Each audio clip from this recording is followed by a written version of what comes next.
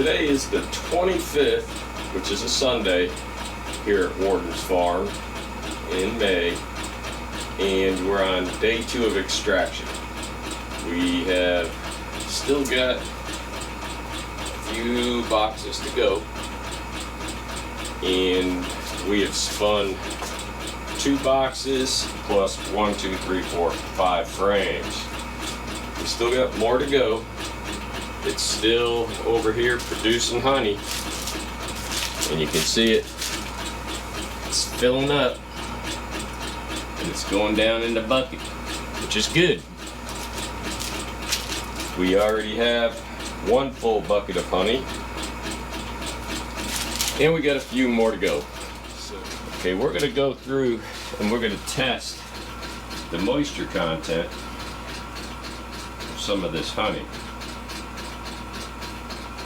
So we're just putting some on the screen. We're trying not to get any wax. The wax will not work right.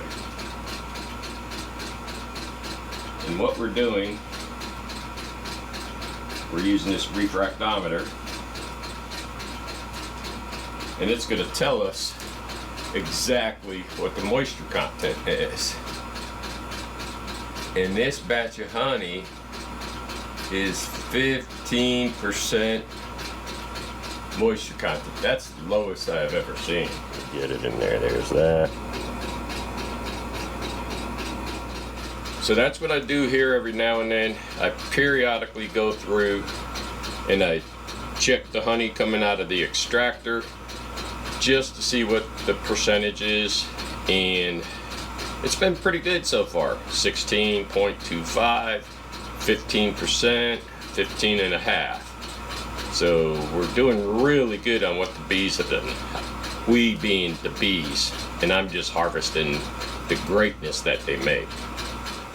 So now we're getting ready to rotate the frames. We're gonna stop this from spinning, and we're gonna start right with the dark frame. So we're gonna pull one out, just one side's been done, flip it over,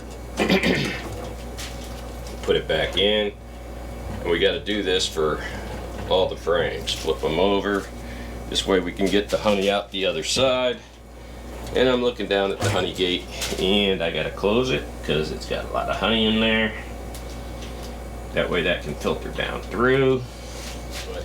I tried for a grant this year, and I didn't get a grant, and that's by what they said. They only had so much money, but they had to pick and choose who got it. So there were other needy veterans that got it, because I put in for a veteran grant trying to buy a radial extractor and a bottling bucket. One day, that way I ain't gotta go through all this again. And there we go.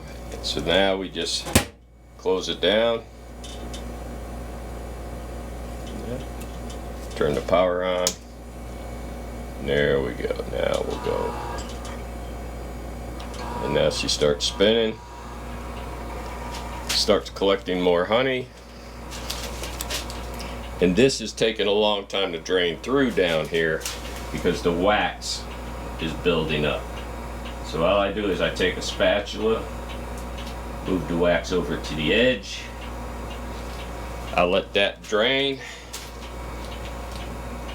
and then once that's done, I'll take that screen out and we'll clean the screen, put the wax clippings into the harvesting bucket itself, and then we'll continue going on to fill up this 5-gallon bucket. Right now it's about a third full. So I'm exchanging the screens from there. So I'm going to take the one right here, and because I know we'll be using another bucket of honey, we're going to put that there, and now we're going to put this screen underneath here. And we're going to open up this valve. That way the honey can flow and we can continue to fill up this bucket. This screen here, it'll continue to drain, and when it's done draining, we'll clean out this little screen here and the one below it, because they both got a lot of wax in it. And that's all that you got to continue to do. Let the honey flow. When it's done flowing, it'll fill up the buckets quicker, and that's all that you got to do is continue to watch it, continue to let it flow.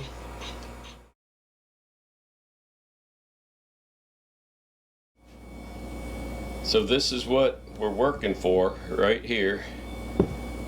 All season long, this is what we work for. We want to get this golden honey in the first pull, and it is just that. It's very golden. The spring pull is usually tulip poplars, magnolias, some dandelions, and clover,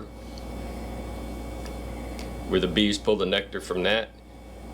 They take this. We tested this honey. It is at 15.5% in this 5-gallon bucket. There's 4 pints to a gallon, or as you were, 8 pints to a gallon rather. So there's 8 times 5 gallons in this bucket. So you should get 40. You should get 40 pints out of 5 gallons. Let's get this last drop. Get this lid off. Get the next one going. Put that one back on. Seal it. Get the next jar. Here we go again. Loosen the nut. Might help. And there we go. Just so you can see it flowing in. And you give it a little tilt when you put it in, that way it doesn't get a whole bunch of air bubbles coming in. You'll get some, but not many. And we're just about there, and then we close it off, just like that. Seal it. Get the lid ready. Put that last drop. Then we seal it. Set it up there. Let's get that out of there. Get my paper towel. Get it off the gloves so my hands ain't sticky. Seal it. And right there is what we want. So not only do we do the pint jars, we also do 8-ounce plastic jars. And these jars have a self-sealing lid. That way the customer has to break that seal to show that it's not been tampered with. And just like the glass jars, you have to come in slower because the hole's a little smaller. But you come in and you fill it up just like that.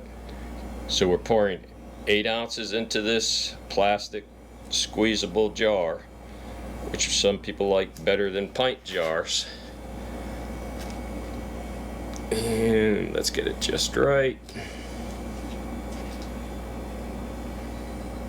Get it right up to that lid, close it, and just like the other ones, you get the next one ready. Take the lid off, get it to break that little, come on. There she goes. There. So now I take the lid, I cap it so nothing can work its way into it. And there we go for the next one. And you just keep doing that over and over and over. There we go.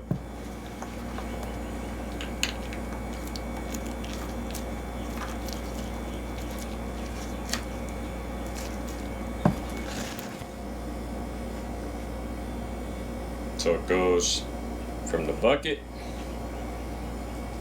into the jar. Nice golden honey that'll be for sale from Warden's Farm, North Carolina Beekeeping. So that's all that's to it. Doesn't look that hard, but trust me, there's a lot that goes into honey producing. You got to take care of the bees all season long. You got to feed them when they need it during the winter.